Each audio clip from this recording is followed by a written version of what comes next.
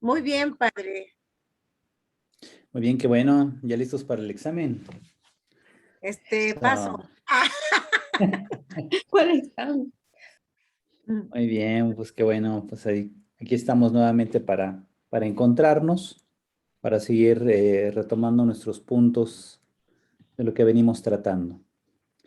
Bien, les decía entonces que la tarea de un intérprete de la Sagrada Escritura abarca prácticamente dos dimensiones. La primera es la interpretación del texto bíblico en sus contextos originales.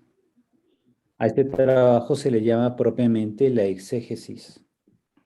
Y por otro lado viene la hermenéutica, que es la aplicación del sentido del texto bíblico a la vida del pueblo de Dios hoy, a la vida de cada uno de nosotros, ¿verdad? Entonces, primero, para abarcar la primera dimensión, que es la exégesis, se sugiere siempre tener conocimientos de lo que se llama la cultura bíblica. La cultura bíblica implica, por ejemplo, conocimiento de la historia del pueblo de Dios, del pueblo de Israel. Ajá. Implica conocer un poco de geografía y arqueología bíblicas, al menos saber en qué parte del mundo nos estamos moviendo cuando hablamos del pueblo de Israel, el monte Sinaí, etcétera, la vida de Cristo, dónde se desarrolla todo esto, dónde está el mar de Galilea, etcétera. Hay que tener pues, conocimiento de ello, ¿no? Porque si no, estaríamos cayendo en el error de hacer una interpretación desencarnada de la condición humana. Uh-huh. La condición humana es siempre temporal y ubicada en un lugar. Siempre estamos en un tiempo y en un lugar. Ajá. Así entonces el tiempo y el espacio vienen siendo, como decía Kant, esas categorías necesarias para que nuestro pensamiento razone, indague, investigue, etcétera. Y eso es precisamente lo que ha de hacer el exégeta. Ha de estar ubicándose en el tiempo, contexto, lugar, etcétera, de donde se desarrollan los eventos que narra la Biblia. Eventos que ya en la Biblia vienen presentados a manera de testimonio de un pueblo que ha reflexionado la intervención de Dios en la historia y que después de años, puede ser décadas incluso, finalmente pone por escrito en un texto. Vamos a notar, por ejemplo, en la Biblia que no hay acción periodística. ¿Qué hace un periodista? En cuanto ocurre un evento, va, indaga cómo estuvo la cosa e inmediatamente publica. En la Biblia no encontramos periodismo. Uh-huh. Encontramos una actividad que es fruto de una reflexión profunda y no de una persona, sino de una comunidad que ha reflexionado la forma como Dios ha intervenido en la historia, que realmente es una manera inesperada en que Dios actúa. Reflexionan sobre ello, se preguntan cuál es el mejor modo de expresarlo, van a elegir formas literarias adecuadas para expresar eso y así ya lo plasman por escrito los llamados agiógrafos, es decir, esto es también una herramienta que Dios usa para seguir haciendo resonar su mensaje para las futuras generaciones.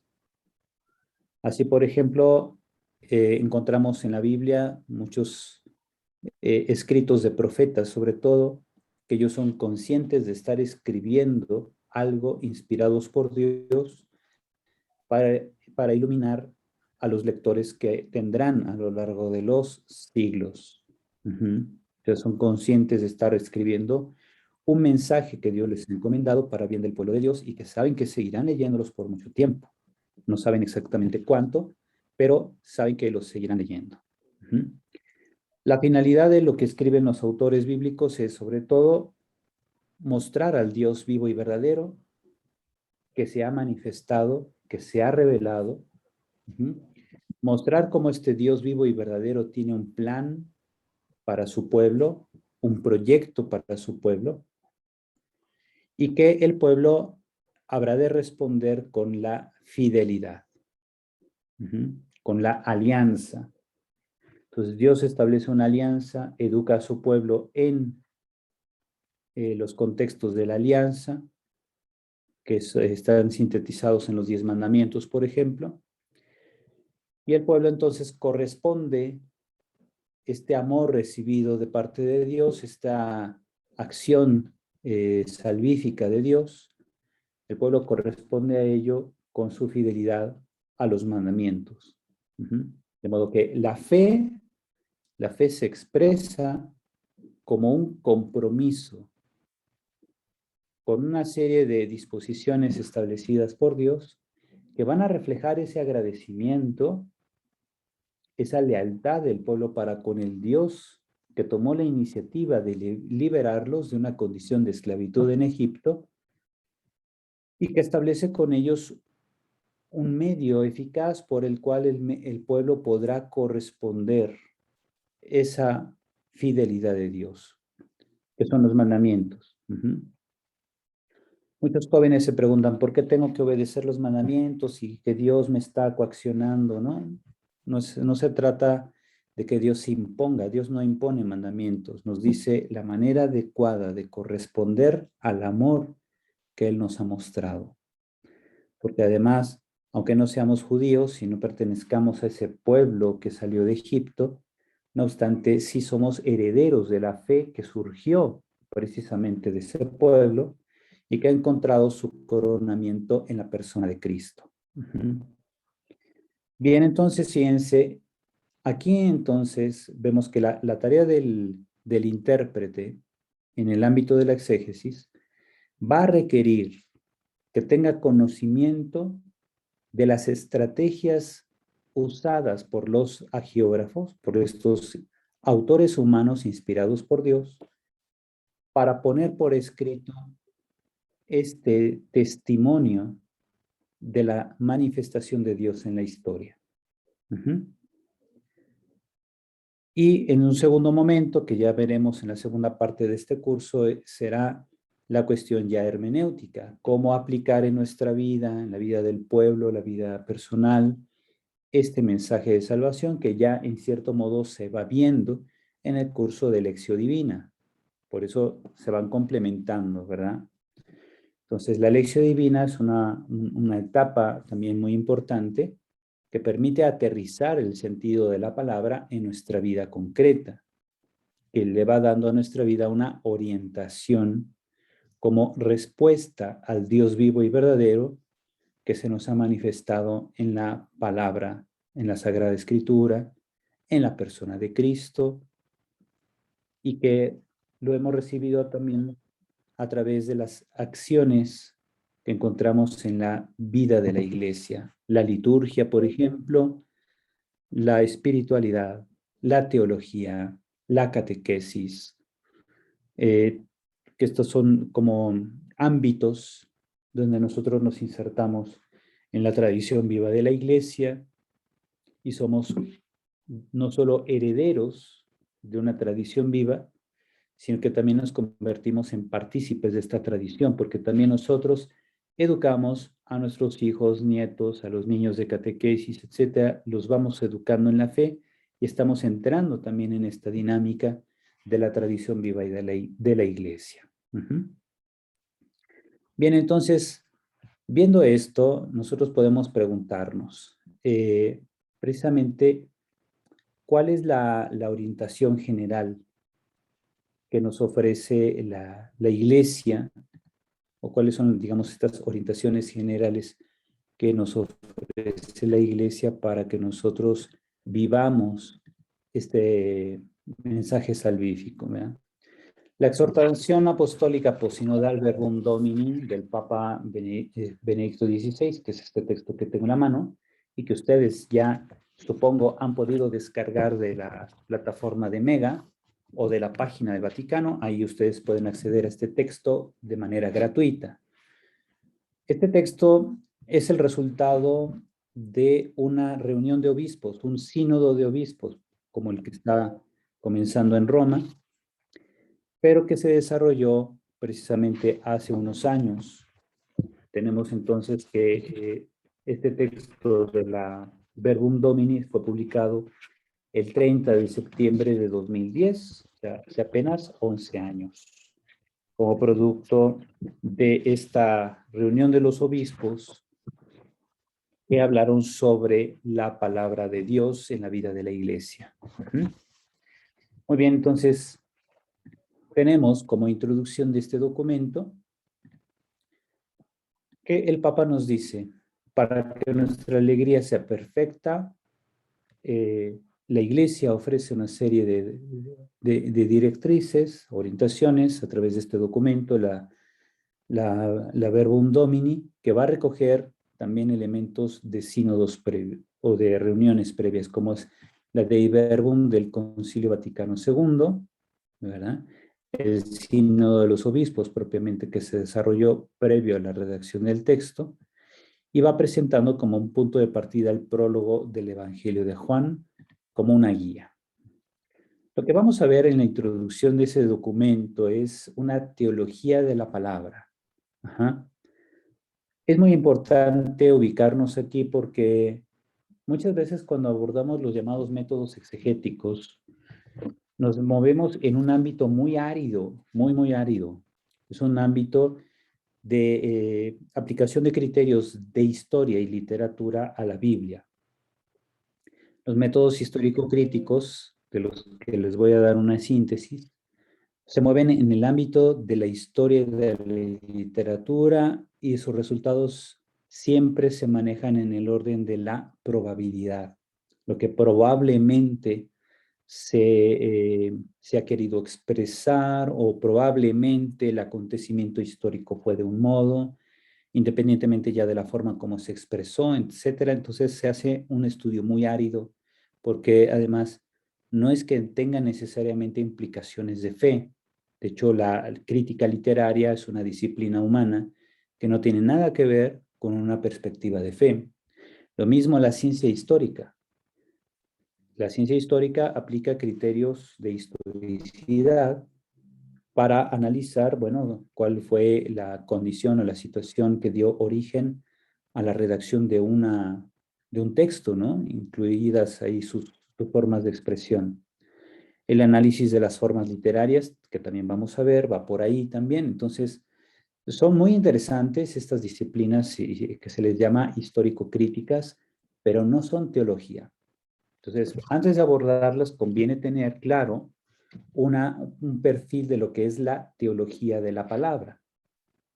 La palabra del Señor permanece para siempre, nos dice la primera carta de Pedro, capítulo 1, versículo 25, haciendo eco de Isaías 48. Esta palabra es el evangelio que nosotros les anunciamos a ustedes. Tenemos del capítulo 1 del Evangelio de San Juan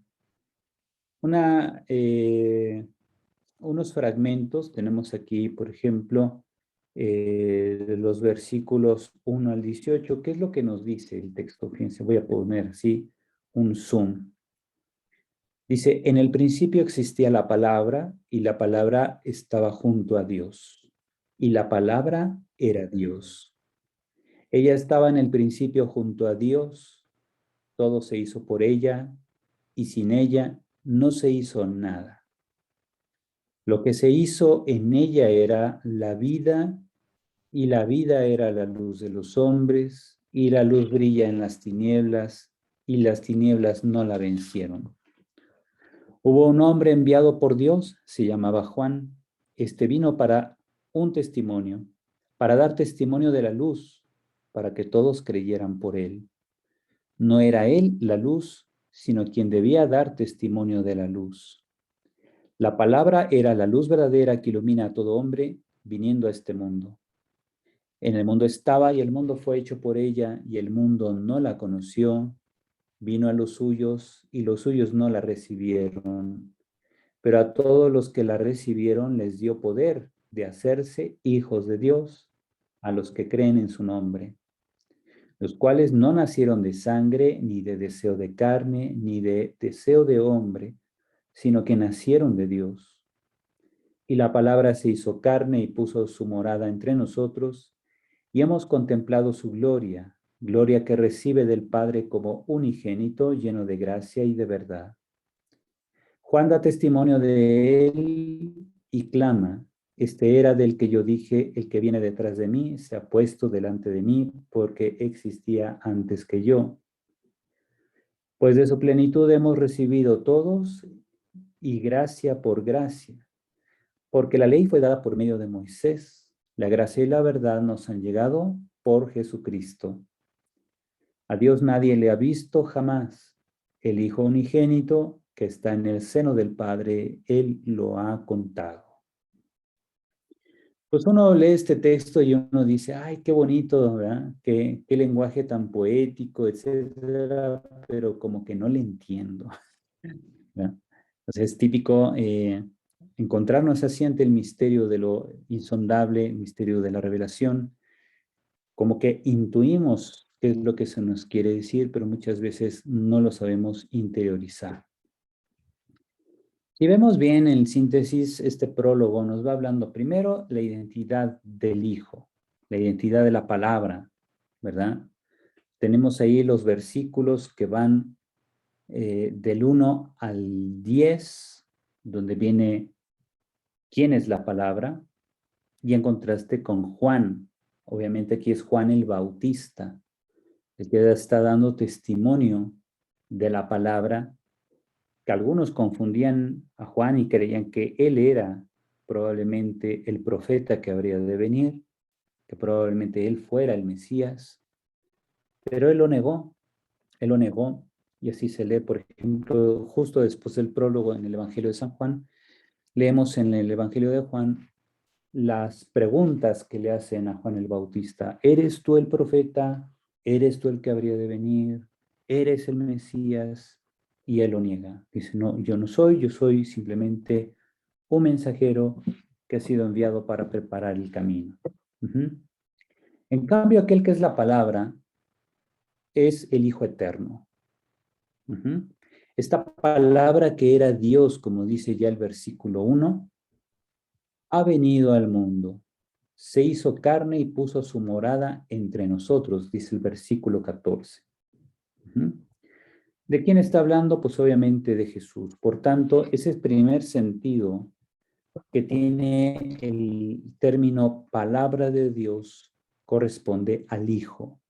Este Hijo del Padre, este Hijo eterno, es la palabra.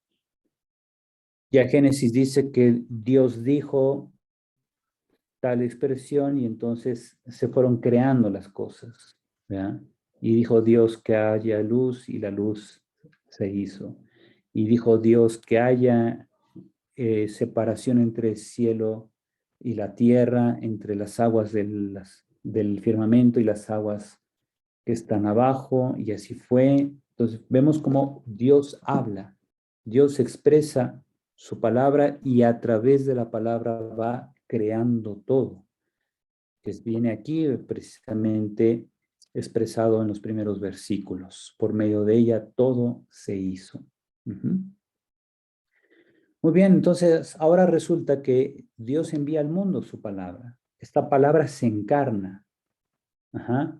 Esta palabra se manifiesta, se hace alcanzable, se hace palpable por los hombres. Y dice aquí Juan, hemos contemplado su gloria, gloria que recibe del Padre como unigénito, es decir, como Hijo único, lleno de gracia y de verdad. Bien, pues ahí tenemos como por medio de la palabra, por medio de Cristo, nosotros hemos recibido gracia sobre gracia. Y esta gracia y verdad nos llegan por Jesucristo. Por eso la Dei Verbum del Concilio Vaticano II nos recuerda desde los números 2, 3 y 4 que Jesucristo es la plenitud de la revelación. Él es el mediador y la plenitud de la revelación. Mediador, ¿por qué? Porque por medio de él Dios se manifiesta. Da testimonio de sí mismo con testimonio divino, a través de palabras y hechos intrínsecamente entrelazados. Jesucristo da testimonio de Dios. Es Dios mismo quien da testimonio de sí a través de Jesucristo. Y es plenitud de la revelación. ¿Por qué? Porque Dios ya se había revelado antes. Lo sabemos ya que Dios se ha revelado Pues en Abraham, en Moisés, en los profetas, etcétera, en los salmistas. Dios se ha revelado ya desde miles de años atrás de Cristo, pero ha encontrado en Jesucristo la plenitud de la revelación. Ujú.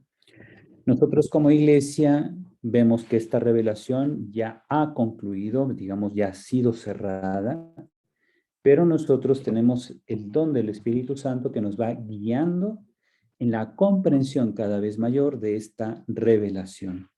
Y en ese sentido, entonces, la revelación, aunque ya está concluida, no ha consumado su sentido. Ese sentido lo vamos captando a lo largo del tiempo, porque la iglesia vive siempre situaciones nuevas que no se habían vivido antes. Por ejemplo, esto del el mundo moderno, el mundo que vivimos nosotros, no se parece nada al mundo de hace 20 años. De hecho, ya ven este lunes que nos quedamos sin redes sociales, que mucha gente lo experimentó incluso con gran ansiedad. Dijo, ay, no tengo redes sociales, y sobre todo los jóvenes y todos los que están atados a las redes experimentaron una ansiedad, un desconcierto, una incertidumbre, ¿qué va a pasar? Y muchos negocios y empresas que también dependen del uso de las redes sociales se sintieron atrapadas en una situación que no esperaban. Y eso que muestra, pues, que eso hubiera sido impensable hace 20 años. Cuando no existían las redes sociales, mucha gente, como nosotros, los que somos del programa 40 y más, pues ya sabemos cómo vivir sin celular, ¿verdad? Y hay otros que no, los jóvenes sobre todo. Nosotros hemos de aprender entonces que la iglesia vive cada día situaciones y condiciones nuevas que requieren una iluminación de la palabra de Dios. Requerimos siempre esta iluminación a través de un trabajo hermenéutico que es la aplicación del sentido de la palabra a nuestras situaciones de hoy. Uh-huh.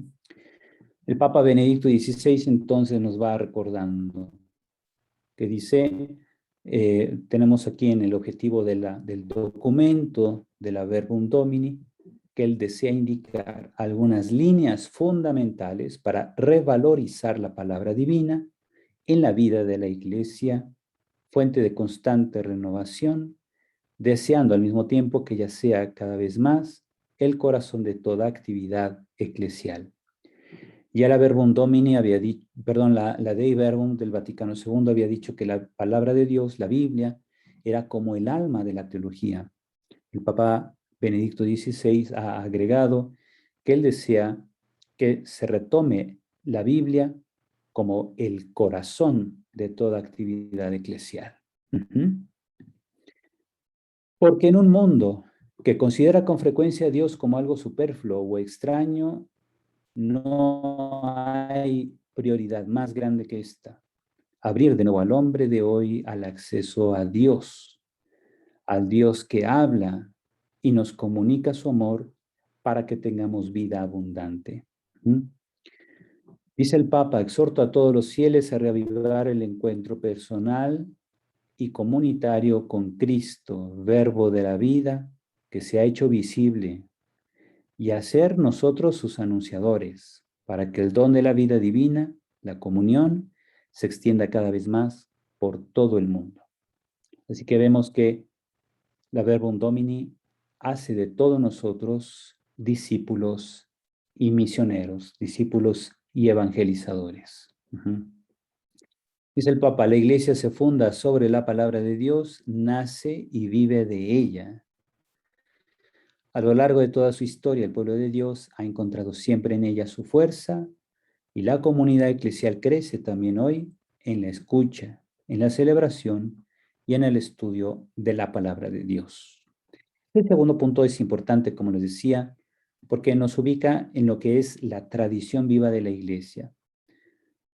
La Dei Verbum del Concilio Vaticano II nos recuerda que solo Dios es fuente de revelación, pero esa revelación llega a nosotros por medio de dos vías: la Biblia, que contiene la palabra de Dios consignada por escrito para nuestra salvación, y la tradición viva de la Iglesia en la que estamos insertos nosotros. En esa tradición viva que se vive siempre en comunidad, nosotros recibimos la transmisión del mensaje de salvación, la recibimos en la escucha, en la celebración litúrgica, como la Santa Misa, los sacramentos, etcétera. El estudio de la palabra de Dios, que ahí entra, por ejemplo, la teología, la investigación bíblica y sobre todo también la aplicación de esos estudios. En la teología dogmática, teología moral, teología espiritual, teología pastoral, etcétera, todas estas ramas en donde desde la palabra de Dios se ilumina la reflexión que hace la Iglesia sobre las realidades que atañen al ser humano y a las sociedades en general, para que se pueda vivir de acuerdo a la palabra.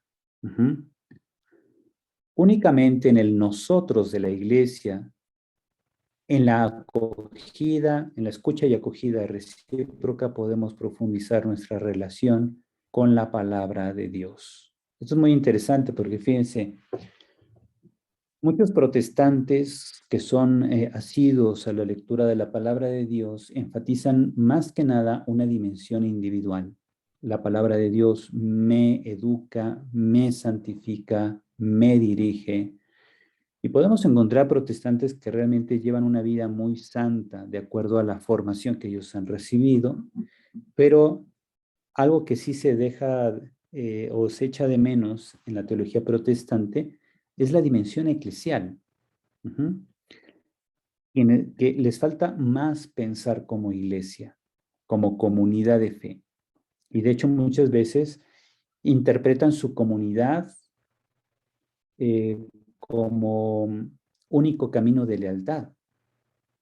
Y no puede ser así, ¿verdad? ¿Por qué? Porque para empezar, hay muchas espiritualidades. Todas las espiritualidades cristianas surgen de la Biblia, pero las espiritualidades son estas formas o estilos de vida en las que se responde a la palabra de Dios, asumiendo un tipo de orientación, un tipo de respuesta, tanto personal como comunitaria. Entonces, las comunidades protestantes enfatizan mucho ciertos matices de la respuesta que dan a la palabra de Dios. El problema es cuando tú crees que ese es el único camino posible. Entonces, en la iglesia tenemos una sola fe, una sola iglesia, pero hay muchos caminos de respuesta. Por eso hay espiritualidad para el misionero, para la monja, para el sacerdote diocesano, para el sacerdote que es monje, el sacerdote que es también digamos, un cura penitenciario, es decir, que va visitando las cárceles, un cura que es misionero local, misionero en tierra extranjera, etcétera. O sea, hay muchas formas de vivir la respuesta existencial que se le da a la palabra de Dios. No es necesario cambiarse de religión o crear una nueva religión cristiana, sino que es necesario más bien acoger la palabra y dentro del contexto de la iglesia como pueblo único de Dios, encontrar el camino apropiado para responder a Dios, el tipo de espiritualidad que me va a ayudar, que me va a integrar más como persona en mi respuesta a Dios. Por eso no todos pueden ser misioneros, no todos pueden ser catequistas, no todos pueden ser obispos, sacerdotes, religiosas, ¿no? ¿Por qué? Porque cada quien va encontrando su lugar en la iglesia. Cada quien va encontrando su camino de respuesta a su espiritualidad. También hoy en la iglesia hay un Pentecostés, es decir, que la iglesia habla en muchas lenguas, y esto no solo en el sentido exterior, o sea, en los idiomas que existen en el mundo, de que en ella están representados todas las grandes lenguas del mundo, sino sobre todo en un sentido más profundo. En ella están presentes los múltiples modos de la experiencia de Dios y del mundo, la riqueza de las culturas. Solo así se manifiesta la amplitud de la existencia humana y a partir de ella la amplitud de la palabra de Dios. Fíjense cómo entonces Dios se manifiesta, hay un pueblo que en su contexto cultural medita y reflexiona esta intervención de Dios en la historia y lo plasman por escrito en un texto que tiene claramente un sabor semítico, un sabor hebreo. Ajá. Pero esta misma palabra de Dios es capaz de iluminar a todas las culturas de todos los tiempos. Ujú. Hay un solo Dios, un solo Hijo eterno, un solo plan de salvación, una sola meta que es la salvación de todos los hombres y se va haciendo a través de los diversos caminos de los hombres que son la cultura, el lenguaje, el tiempo, las circunstancias históricas, socioculturales, religiosas, políticas, económicas, etcétera, que son tan diferentes en cada rincón de la tierra. Ujú. Vemos entonces, cuando reflexionamos sobre la palabra de Dios en la vida y en la misión de la iglesia, debemos pensar, por ejemplo, en San Pablo y en su vida consagrada a anunciar la salvación de Cristo a todas las gentes.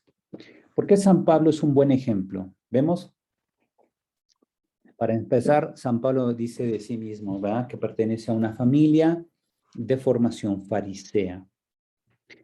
Él pertenece a una de las tribus de Israel y ha sido educado según una orientación farisea, donde se busca vivir con un celo profundo la palabra de Dios, la ley de Moisés. Pero al mismo tiempo, Pablo crece allá en Tarso, en una región de la actual Turquía, donde recibe también formación grecorromana. Uh-huh. Orientado muy seguramente según la filosofía estoica, porque se deja entrever entre sus textos una orientación estoica, y un perfecto uso del lenguaje griego. Entonces Pablo conoce el hebreo, como buen fariseo conoce las escrituras en hebreo, pero también conoce el griego, el idioma que comúnmente se habla en la región, sobre todo en el comercio, y sabemos que Pablo y su familia se dedicaban al comercio de tiendas de campaña, ¿se acuerdan? Y entonces, ¿eso qué exige? Pues que exige que él conociera el idioma. Entonces, sabe griego, sabe hebreo, es de formación judía, de corte fariseo, tiene formación filosófica estoica, de origen griego, y entonces es un hombre bicultural, un hombre que pertenece a dos culturas. Y entonces, cuando él tiene este encuentro con Jesucristo vivo en el camino de Damasco, Pablo toma la conciencia de que Cristo lo elige para evangelizar. ¿A quiénes? A los paganos, a los gentiles, a la gente no judía. Y entonces dedica su vida a ello. Ajá. A este propósito, me propongo presentar y profundizar los resultados del sínodo en referencia constante al prólogo del Evangelio de San Juan. Aquí es la voz del Papa, ¿verdad?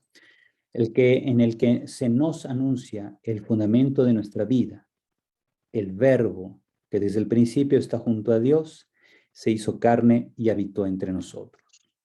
Dejémonos guiar entonces por el Espíritu Santo para amar cada vez más la palabra de Dios. Veamos cuál es el plan de esta exhortación apostólica Verbum Domini. Primero vamos a hacer cómo se hace un enmarcado en la iglesia. O sea, el marco de lectura y comprensión de este documento es la alegría de la fe en la iglesia. Uh-huh. Para que nuestra alegría sea perfecta, dice por ahí el texto juánico, ¿verdad? Hay que comprobar con alegría y gratitud que también hoy en la iglesia hay un Pentecostés. Es decir, el Espíritu Santo sigue soplando en la iglesia, sigue generando caminos de respuesta, sigue inspirando fundadores, sigue inspirando espiritualidades nuevas. Ajá. Sigue suscitando gente que en nuestros contextos, incluso de un mundo de redes sociales, hay gente que a través de las redes es evangelizada y busca responder. Uh-huh. Los padres sinodales han reconocido con alegría el crecimiento del estudio de la palabra de Dios en la iglesia. A ejemplo de María Magdalena, primer testigo de la alegría pascual, porque sabemos Jesús se manifiesta primero a ella, la palabra y la alegría, el mater verbi y el mater laetitia, ¿ya? Tenemos entonces que estos son el marco de la alegría, de la fe, dentro del contexto eclesial. Ese es el marco apropiado para leer y profundizar este documento. Vemos que entonces ha habido un camino, una secuencia de la verbum Dei, verbum in ecclesia y verbum mundo. O sea, primero está la palabra de Dios, después la palabra en la iglesia y luego la palabra en el mundo. Es un camino que va de lo más interior a lo más exterior. De la profundidad de Dios, esta palabra de Dios que se resuena en la iglesia, tiene por objetivo la evangelización del mundo. Vemos en el prólogo del Evangelio de San Juan algunos elementos relativos a cada uno de estos momentos. El primer momento es en la vida interior de Dios, donde se da el surgimiento de la palabra. Dice, en el principio ya existía la palabra y la palabra estaba junto a Dios y la palabra era Dios. Es el primer versículo del Evangelio de San Juan. Pero después viene en el versículo 14, la palabra se hizo carne y puso su morada entre nosotros. Vemos entonces que Dios, eterno, irrumpe en el mundo, en la historia humana, en el devenir. El Dios eterno entra en la historia del hombre. Ahora, dice, a cuantos la recibieron, les da poder de ser hijos de Dios, a los que creen en su nombre. Versículo 12. Por tanto, esta palabra se ha manifestado para ser vivida en la iglesia, en la comunidad de fe que somos nosotros. ¿Y para qué? No para que digamos, ay, qué bonito suena, sino para transformar al mundo. Entonces, a Dios nadie le ha visto, el Hijo que está en el seno del Padre es quien lo ha dado a conocer. ¿Y para qué lo da a conocer? Para que la alegría de todos sea plena. Nosotros participamos de la vida de la iglesia, la evangelización, para que todo mundo tenga acceso a la alegría de Dios. No solamente a la comunión con Dios, sino a su alegría, a este gozo, el gozo que experimentamos, por ejemplo, cuando vemos a un ser querido después de mucho tiempo de no verlo, multiplicado a nivel infinito. Imagínense cómo será nuestro encuentro con Dios, ese encuentro gozoso al que todos anhelamos y llamamos vida eterna. Así que todo comienza aquí. La palabra de Dios, aquella palabra que estaba en el seno del Padre, se ha encarnado para estar con nosotros. Esta palabra se vive en un contexto eclesial, pero no está encerrada ahí, sino que esta palabra sale de la iglesia hacia el mundo. Nuestra tarea es, por tanto, evangelizar al mundo, anunciar al mundo la alegría del amor de Dios, la alegría del evangelio. Encontramos también en el documento Verbum Domini 5 ejes temáticos. Nos habla el Papa de la palabra viva, la palabra que precede, está presente y va más allá de la Biblia, una palabra que engendra, que nos hace hijos de Dios, una palabra que integra, que sana dicotomías, diferencias entre los humanos, y una palabra de Dios que hoy le habla al mundo. Una palabra que no violenta a la humanidad, sino que la orienta, la ilumina. Tenemos cuál es el plan de la primera parte de la Verbum Domini. Vemos primero que nada esta teología de la palabra, como les decía. Dios habla, es decir, el tema de la revelación. Dios se muestra a sí mismo. Esta palabra que está plasmada en la Biblia exige una respuesta del ser humano. Esta respuesta es la fe. Así la Dei Verbum nos va a recordar que la fe es la expresión, o se expresa más bien, en la respuesta del hombre al Dios que se revela. Pero esta respuesta no es exclusivamente de orden individual, como les decía. Muchos protestantes enfatizan el carácter individual. Nosotros los católicos siempre ubicamos la respuesta del hombre dentro de un contexto que es la iglesia. Entonces, la iglesia, que es la que ha recibido la palabra de Dios, la transmite fielmente, la reflexiona, la profundiza, la ora, la transmite, y nosotros estamos ahí metidos en esa dinámica de toda la actividad de la iglesia. La iglesia que interpreta la palabra, la iglesia que trata de vivir el mensaje de la palabra. En esa iglesia nos movemos y dentro de esa iglesia aprendemos a responderle a Dios. La primera parte de la Verbum Dei se dice, en el principio ya existía la palabra y la palabra estaba junto a Dios y la palabra era Dios. La palabra se hizo carne y puso su morada entre nosotros. La novedad de la revelación bíblica consiste en que Dios se da a conocer en el diálogo que Él desea tener con nosotros. El Dios uno y trino, el Dios que es Padre, Hijo y Espíritu Santo, ha decidido mostrarse a los hombres como Él es. El verbo que desde el principio está junto a Dios y es Dios, nos revela al mismo tiempo al mismo Dios en el diálogo de amor de las personas divinas. Nos invita a participar en él. Así pues, creados a imagen y semejanza de Dios, de ese Dios amor, solo podemos comprendernos a nosotros mismos en la acogida del Verbo y en la docilidad a la obra del Espíritu Santo.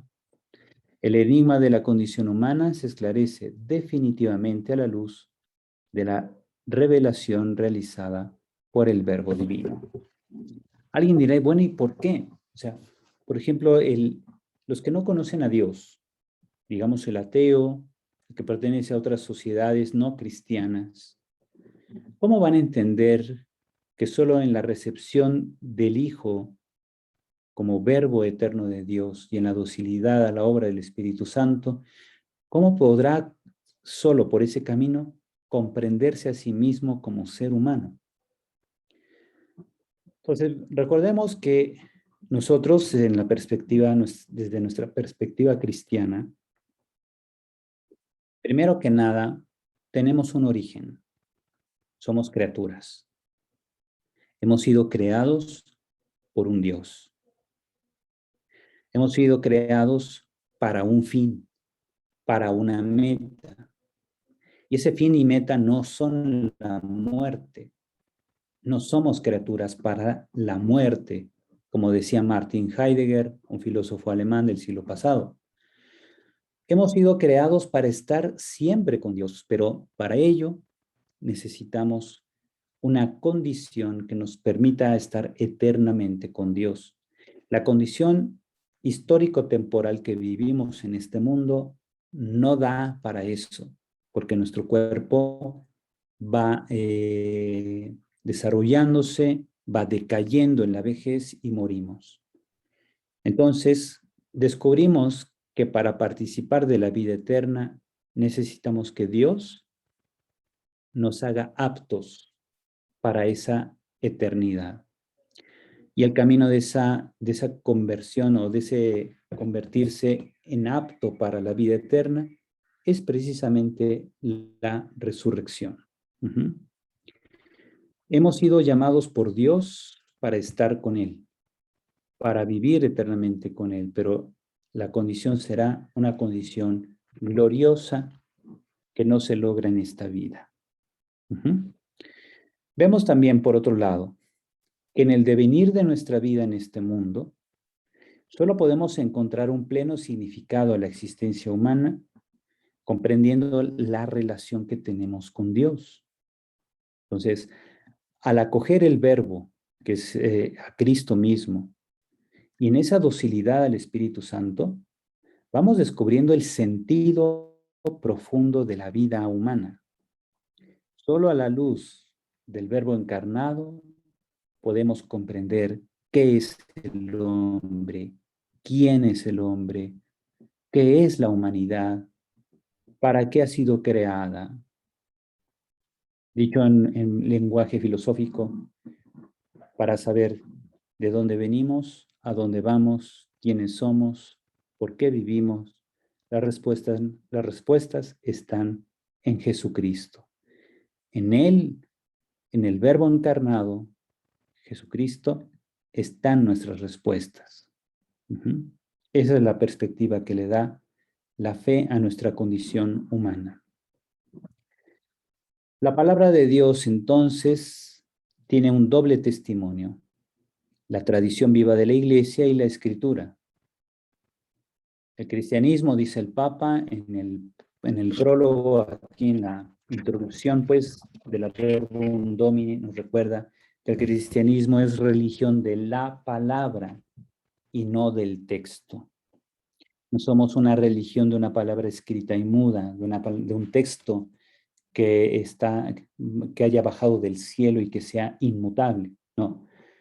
Somos religión de la palabra porque la palabra es el mensaje salvífico que descubrimos en el texto.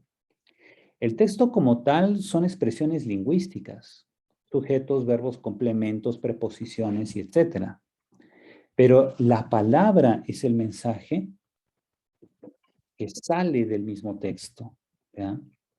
Ese mensaje no cambia, aunque cambien las palabras del texto. Por ejemplo, en cada traducción, en cada edición de la Biblia, Biblia de Jerusalén, Biblia de América, Biblia de la Iglesia en América, Biblia Reina Valera, etcétera, en todas las traducciones y ediciones de la Biblia que tengamos hoy en día, tenemos un mismo mensaje, aunque expresado con palabras distintas según la traducción que tengamos en las manos.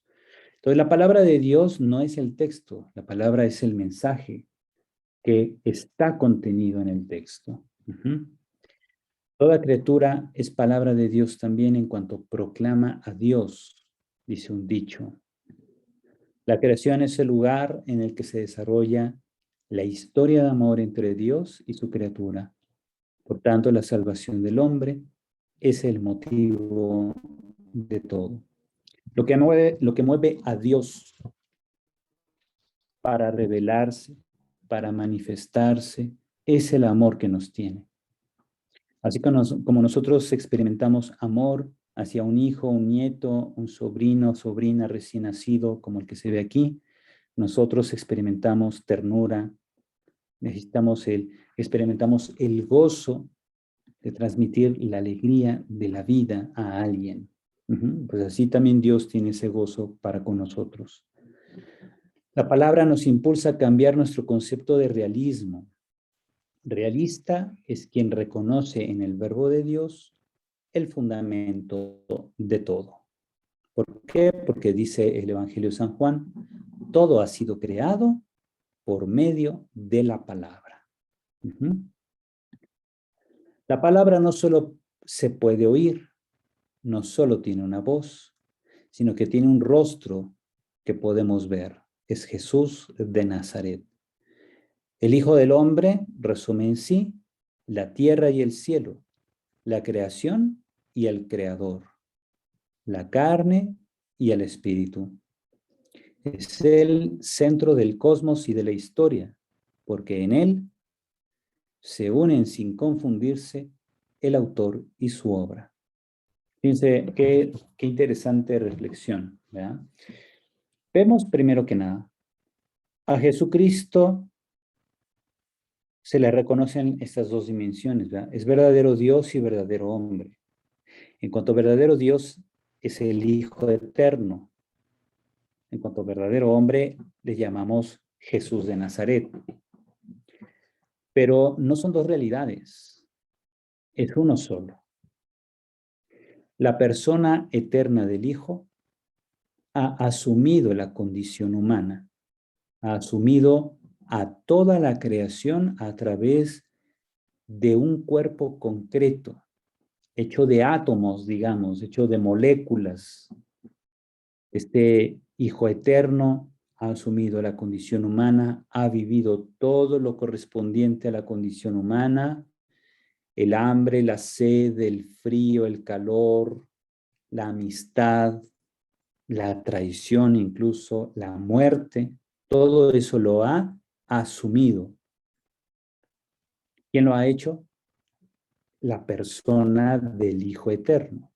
Por eso el Concilio de Calcedonia nos recuerda claramente que Jesucristo es verdadero Dios y verdadero hombre, dos naturalezas que se unen bajo una hipóstasis, una sola hipóstasis que es la persona del Hijo. No son dos personas, una humana y una divina, son dos naturalezas unidas bajo una sola persona. Los teólogos del siglo pasado le llamaron precisamente a Jesucristo, en sentido teológico, el universal concreto.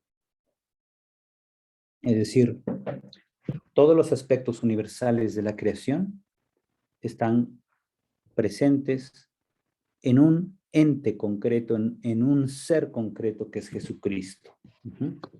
En él se da la unión de lo divino y lo creatural. La respuesta del hombre a Dios que habla.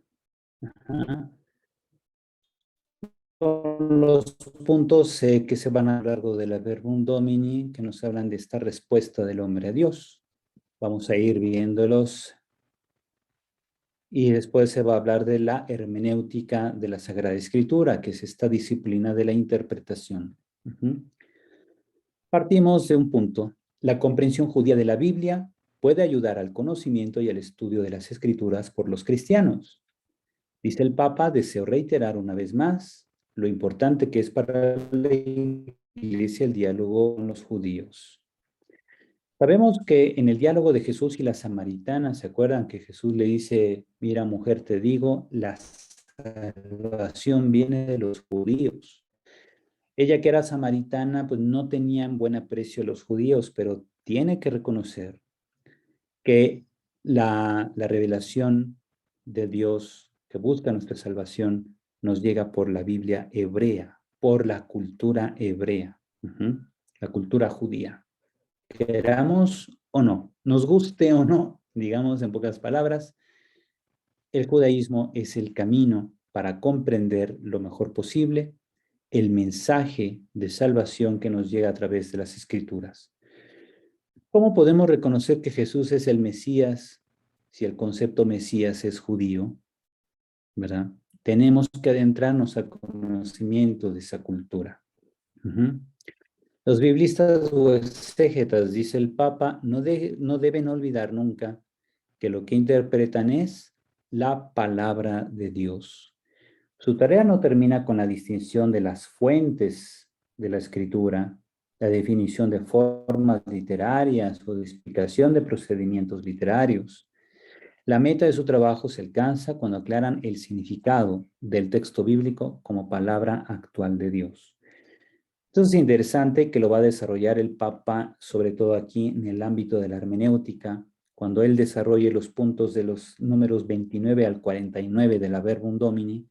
El Papa nos va a recordar a los que nos dedicamos al exégesis que es indispensable interpretar la Biblia encontrando su significado como palabra de Dios. Esto es muy importante. Lo digo precisamente porque cuando se aplican los llamados métodos exegéticos al estudio de la Biblia, muchas veces uno se engolosina con el método y se olvida de la meta. El método, como viene la palabra del griego methodos, significa conforme al camino o si según el camino que uno está recorriendo. Un método que es una técnica, es un instrumento, es una herramienta que me permite conocer el sentido de la palabra, el sentido de un texto, en sus contextos originarios. Esa es la labor del exégeta, del biblista. Ajá. Pero a veces uno se fascina tanto con la metodología que se puede quedar encerrado en la simple aplicación de técnicas de interpretación y no logra llegar o no se deja llenar incluso por el sentido de la palabra. Es la tentación en la que caen muchos especialistas. Por otro lado, el Papa también nos va a hablar aquí de la Biblia y el ecumenismo, el puesto central de los estudios bíblicos en el diálogo ecuménico, con vistas a la plena expresión de la unidad de todos los creyentes en Cristo. Recordemos que el diálogo ecuménico es el diálogo entre comunidades cristianas, católicos y no católicos, ¿verdad? Siendo conscientes de aquello de lo que nos ha separado, debemos también profundizar en aquello que nos une. ¿Y qué nos une más que la palabra de Dios? Todos tenemos una misma Biblia. Aunque los protestantes no acepten ciertos libros, los libros que aceptan contienen palabra de Dios. Ajá. Entonces, tenemos que los estudios bíblicos nos ayudan a la elaboración de estas traducciones comunes de la Biblia. Yo les decía, por ejemplo, la Biblia Dios habla hoy, producida por la Sociedad Bíblica Unida, es una Biblia ecuménica, es decir, una Biblia en la que han trabajado católicos y protestantes y que se utiliza tanto en ámbito católico como en el protestante. El plan de la segunda parte de la Verbum Domini es hablarnos sobre la vida, la liturgia y digamos aquí, la misión, podría yo agregar aquí. La palabra de Dios nos llega por la liturgia. Está diseñado para la vida. Pero aquello que también mueve a la liturgia es la conciencia de que la palabra se ha dirigido a la iglesia, se ha entregado a la iglesia. Ajá. La segunda parte, le llamamos verbum in ecclesia, es decir, ya la palabra que llega y se va iluminando la vida de la iglesia por su interior, nos va a hablar de esta relación entre Dios y la iglesia. ¿Cuál es la función de la iglesia ante la palabra? Acogerla, recibirla. Entonces, la contemporaneidad de Cristo se hace presente en la vida de la iglesia. Todo lo que los apóstoles van identificando en la vida de Cristo debe terminar la vida de la iglesia. Y estos son todos los puntos que se desarrollan a lo largo, le faltó la I, a lo largo de esta segunda parte de la Verbum Domini. Nos va a hablar, por ejemplo, de la liturgia como lugar privilegiado de la palabra. Nos va a hablar de la homilía. Dice, los predicadores tengan familiaridad y trato asiduo con el texto sagrado. Que se preparen para la homilía con la meditación y oración para que prediquen con convicción y pasión. De hecho, ustedes pueden ver cómo en YouTube y otras redes de videos, muchas personas han subido videos de homilías de sacerdotes que dicen, digamos, homilías muy atinadas, homilías que son precisamente el resultado de una reflexión teológica sobre la palabra de Dios que ilumina la vida del pueblo, de la comunidad de ese párroco, de la comunidad de ese sacerdote. Y por eso lo graban, lo suben y todo. ¿Por qué? Porque muchas iglesias y comunidades en el mundo viven situaciones muy similares y se requiere una iluminación sabia desde la palabra de Dios para atender las realidades de la gente, para iluminar las situaciones que viven las personas en el mundo. Entonces, hacer una homilía es un acto de responsabilidad muy grande, donde el sacerdote no simplemente repite lo que ya escuchó la gente cuando se oye la palabra de Dios en el marco de la misa. El sacerdote lo que debe hacer es iluminar la vida de la gente a partir de ese texto. Para ello el sacerdote necesita dos cosas. Por un lado, tener esta familiaridad y trato asiduo con el texto bíblico, pero también se requiere que tenga el otro pie puesto en las realidades sociales de la gente a la que está dirigiendo su homilía. Otro elemento de la Verbum Domini es la palabra de Dios en la vida de la iglesia. Ahí entonces encontramos las cuestiones pastorales, por ejemplo, la animación bíblica de la pastoral, la dimensión bíblica de la catequesis, la formación bíblica de los cristianos, como en el caso nuestro, que vamos a ver cómo tenemos diferentes ámbitos donde recibimos una formación bíblica. Se habla, por ejemplo, la Sagrada Biblia o Escritura en los grandes encuentros eclesiales, como pueden ser los sínodos de obispos, los encuentros con comunidades de oración no católica. Tenemos también la relación entre palabra de Dios y tarea de vocaciones. Vocaciones a la vida consagrada, a la vida sacerdotal, religiosa, misionera, etc.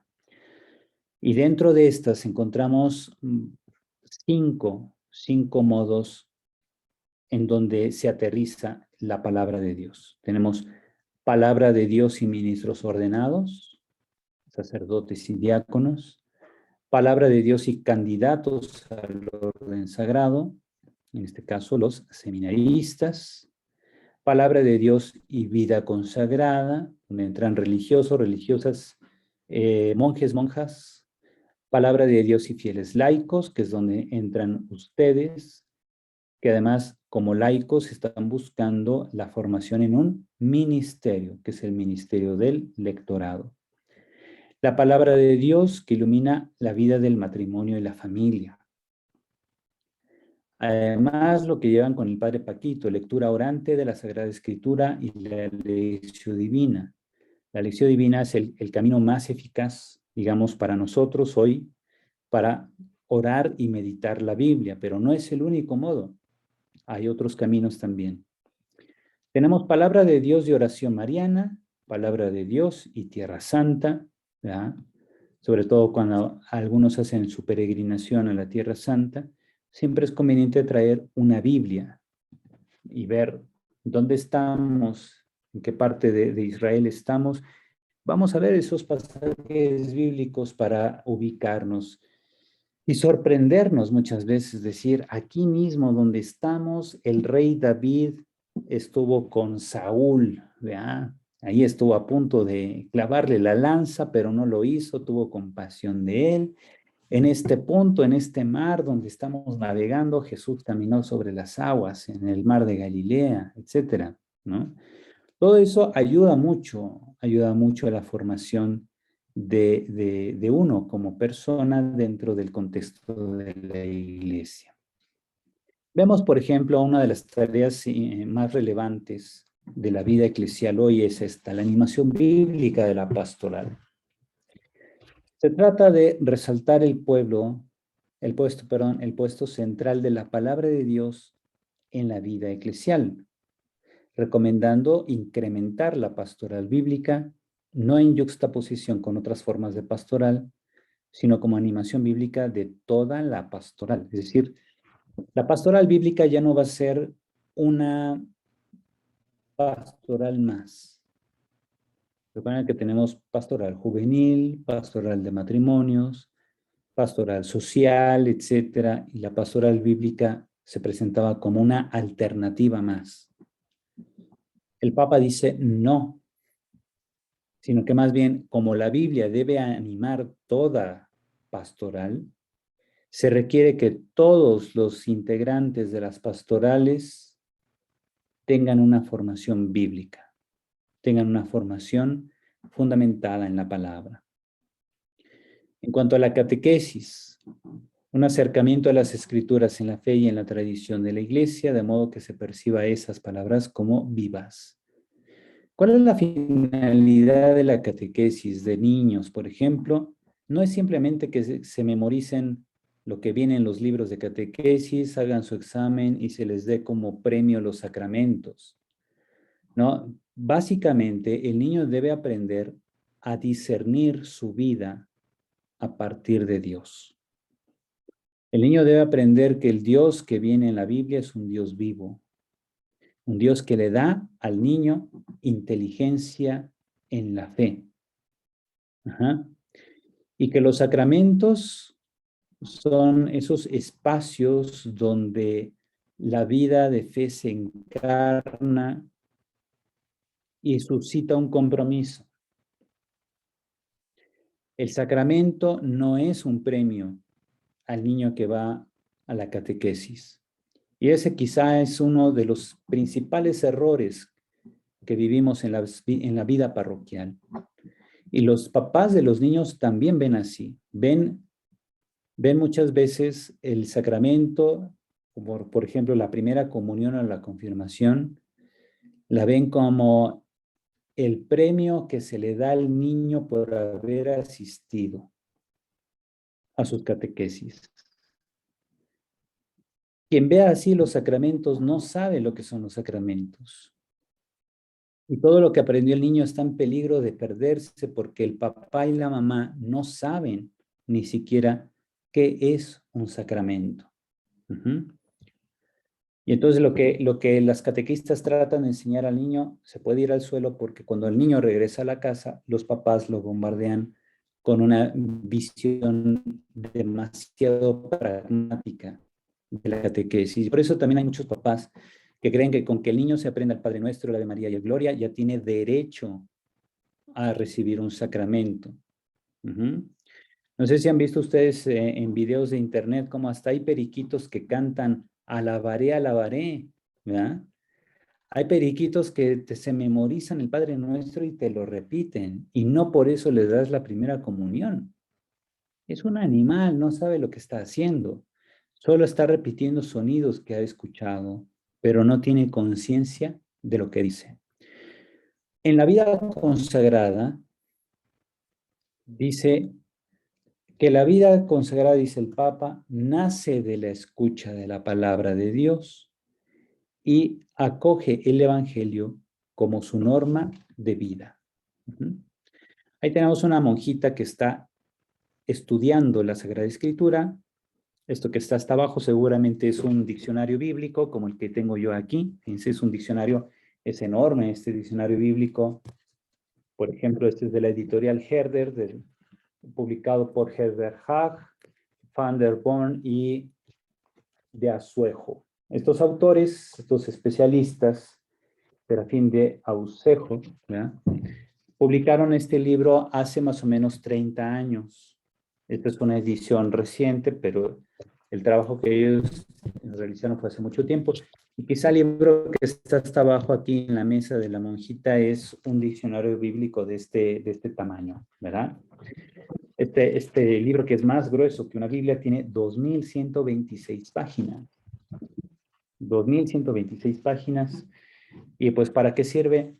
Para sacar de dudas, ¿verdad? Que quién fue fulano y de qué me hablan cuando se menciona tal cosa, ¿verdad? Para eso sirve.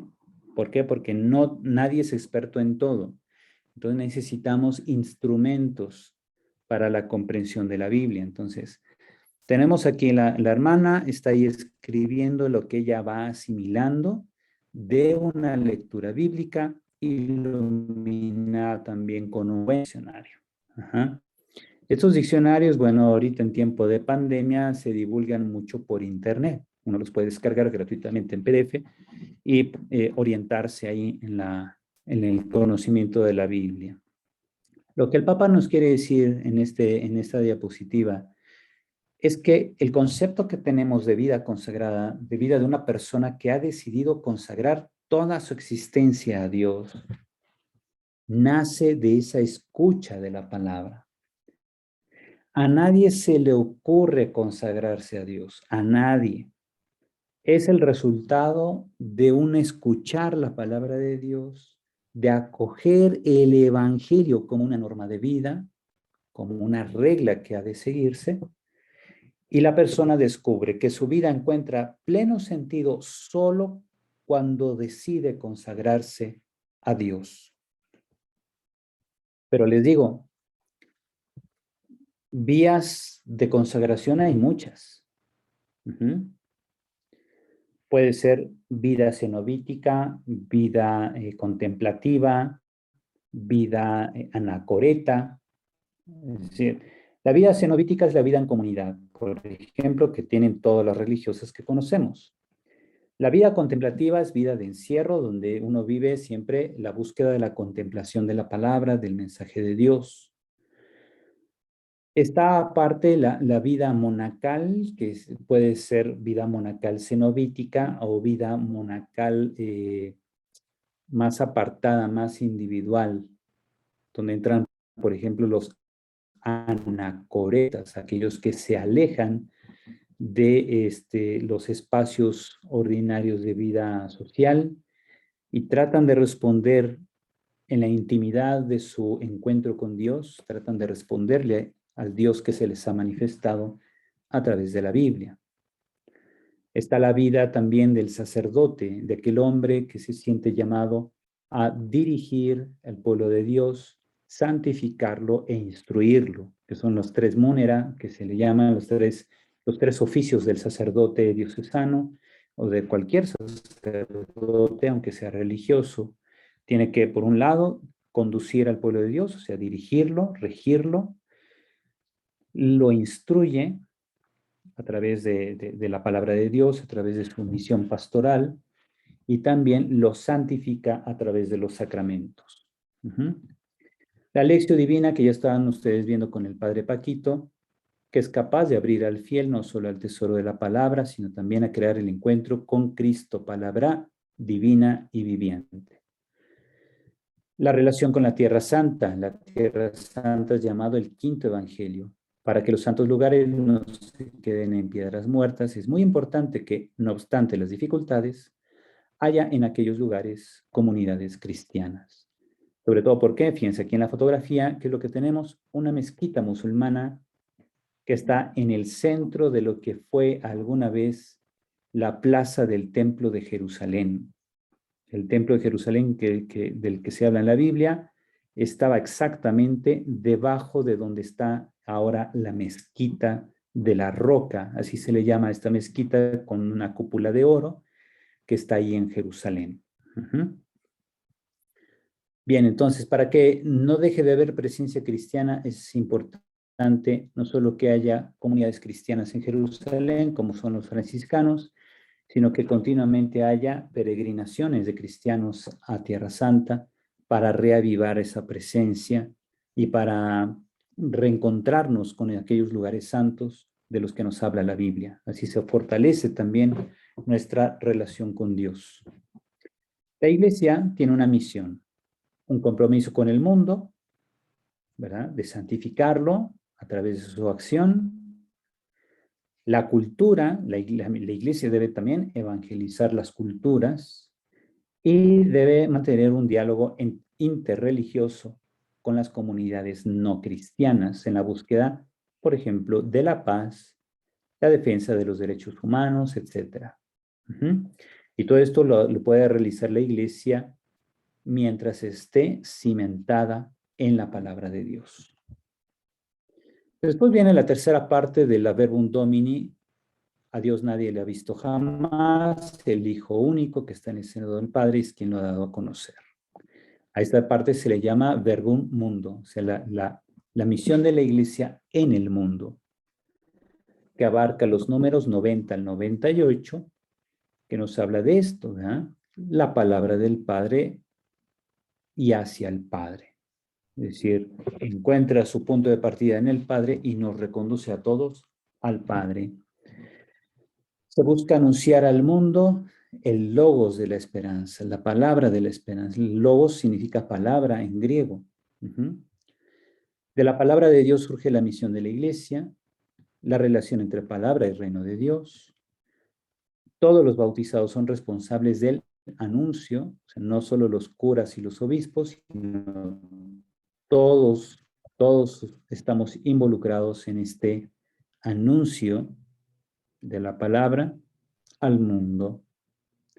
La necesidad de la missio adientes. ¿Qué es eso de la missio adientes? La misión a los lugares no creyentes, no cristianos incluso.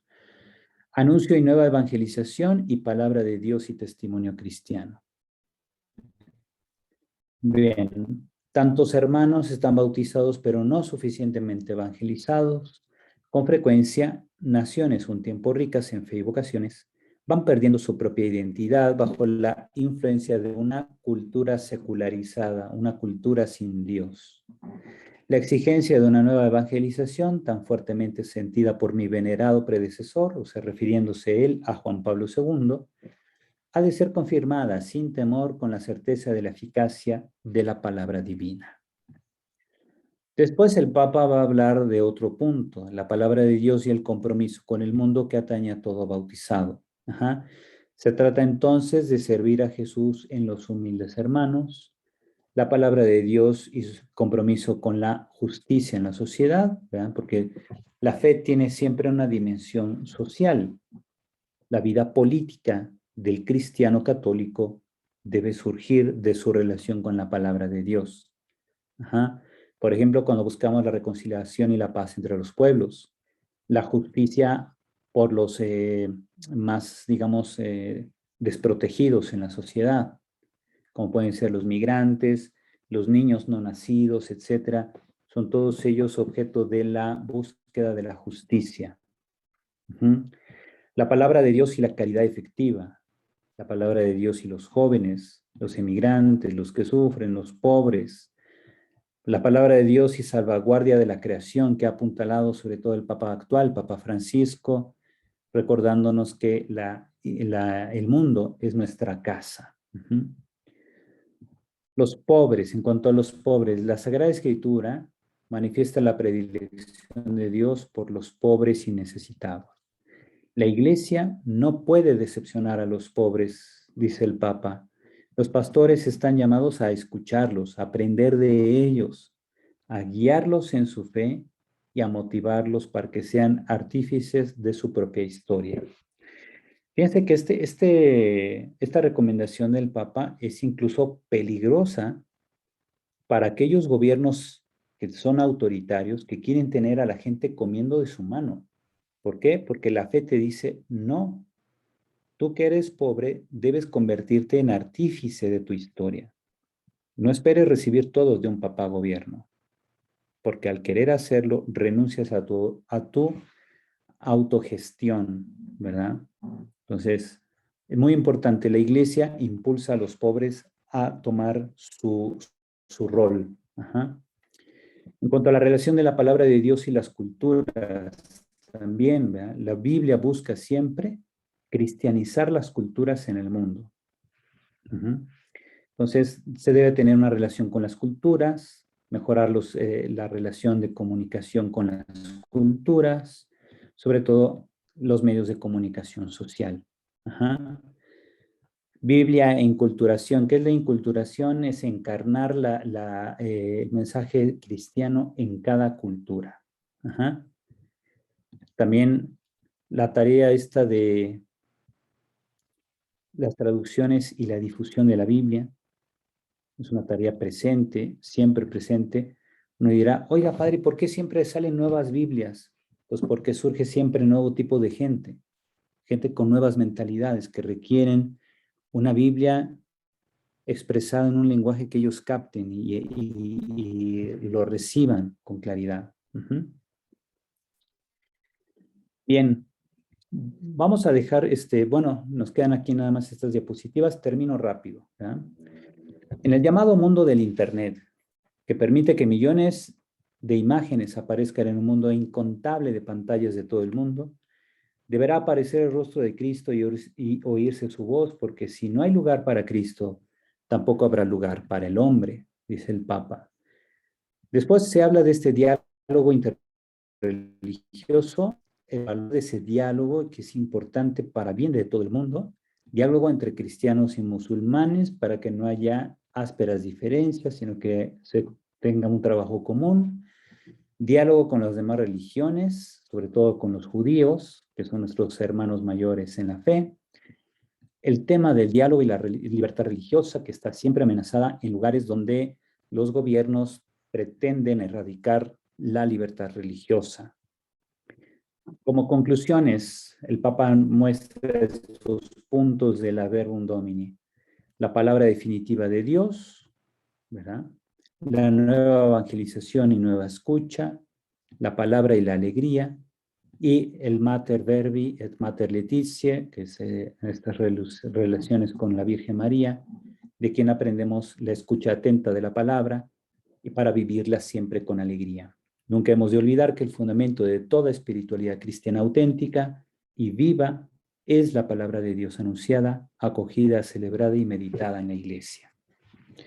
Bien, hasta ahí entonces la presentación de este día, he hecho esta síntesis de toda la Verbum Domini, que espero que pueda servir. Ustedes tienen el texto y bueno, si hay alguna duda, ahorita es cuando, ¿verdad? Tenemos ahí, Marta había levantado la mano. Gracias, padre. Padre, ahorita que hablaba esta tercera parte de la misión de la iglesia en el mundo, y que usted dijo papá gobierno. Yo tengo la inquietud en relación al actuar de nuestra iglesia, y mi duda va concretamente en lo que acaba de suceder el 7 de septiembre aquí en México, en relación a la despenalización del aborto. ¿Por qué nuestra iglesia se pronuncia hasta este día que fue la marcha del 3 de octubre? ¿Por qué nuestros pastores en esto que usted está comentando, la misión de la iglesia en el mundo, ¿por qué no puede hablar la iglesia con esa convicción, con esa responsabilidad? Y están pasando situaciones pues muy fuertes, padre, muy fuertes en la sociedad. Llámese el tema de aborto, llámese el tema de transgénero, el tema de matrimonios homosexuales, la ideología de género. Yo me pregunto, ¿qué pasa? ¿Qué está pasando con esta tercera parte, padre? Sí, mire, yo le puedo decir, respuestas a estas situaciones siempre ha habido, pero no se les ha dado la suficiente divulgación. De hecho, por ejemplo, el día en que la Suprema Corte sacó esa determinación, ese mismo día por la tarde, la Conferencia del Episcopado Mexicano sacó una publicación muy dura contra los jueces de la Suprema Corte. Pero ¿cuánta gente tuvo acceso a esa nota? Casi nadie. ¿Por qué? Porque no se le ha dado divulgación.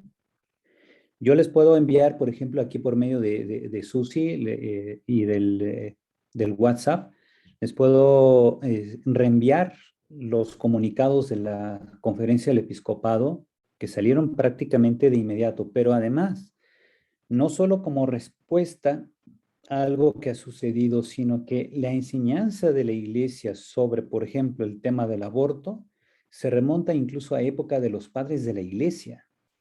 O sea, ya ha habido desde hace literalmente 1500 años, estamos hablando más o menos de la época de San Agustín para acá, ha habido enseñanzas claras y específicas de obispos y de papas en torno al tema del aborto, porque esto ha estado siempre presente. El respeto a la vida del no nacido, todo esto siempre se ha abordado. Dentro de la doctrina social cristiana también siempre se han tocado esos temas, pero no se les da suficiente divulgación. Y además como que se le tiene miedo al gobierno, que es, como vemos, como que cada vez quiere amordazar más a la gente. Y también si los cristianos católicos se la pasan distrayéndose con series de Netflix y todo eso, pues dejan pasar muchas oportunidades para mejorar su formación y y para hacer más viva la voz de la iglesia, porque ciertamente los pastores tienen su trabajo, su labor, pero los trabajos concretos de contrarrestar en la vida política las situaciones negativas que aquejan al pueblo de Dios, eso es más tarea de los laicos. ¿Vea? Los obispos tienen una misión, que en este caso es orientar, instruir, recordar los principios del evangelio, etcétera, pero la labor de cristianizar la sociedad corresponde a los laicos. El problema es que cuando la voz de los pastores no llega a los laicos, pues estos no saben ni qué hacer, ¿verdad? Como por dónde darle, ¿verdad? Y ese es un gran desafío. Gracias. Sí, miren, aquí incluso en el texto me ponen, ¿por qué se le llama la mezquita de la roca? Bueno, dentro de esa mezquita en Jerusalén está la roca sobre la cual Abraham iba a sacrificar a su hijo Isaac. Por eso se le llama así, la mezquita de la roca. Ajá. Finalmente dice, hace unos minutos mencionó a la pobreza, que si esta es espiritual, material o ambas, pues es prácticamente ambas, pero sobre todo los pobres en sentido material. Aquellos que no solamente no tienen dinero, sino que además no tienen cómo defenderse de quienes los puedan oprimir. Por ejemplo, si tú entras en un problema legal y no tienes lana, no, pues ya perdiste, ¿verdad? Ya perdiste porque no puedes tú ni siquiera pagar los servicios ahí del Ministerio Público que para que pase tu caso a mesa, como le llaman. Y muchas veces, lamentablemente, en este ámbito se mueve los sobornos a los jueces, ¿verdad? Porque estamos hablando de situaciones reales, situaciones que aquejan a mucha gente.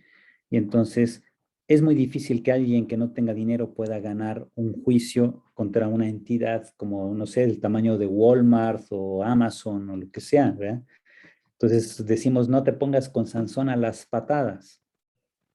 ¿Por qué? Porque uno no tiene mucho dinero como para defenderse. Entonces los pobres muchas veces quedan sometidos por eso. Ajá.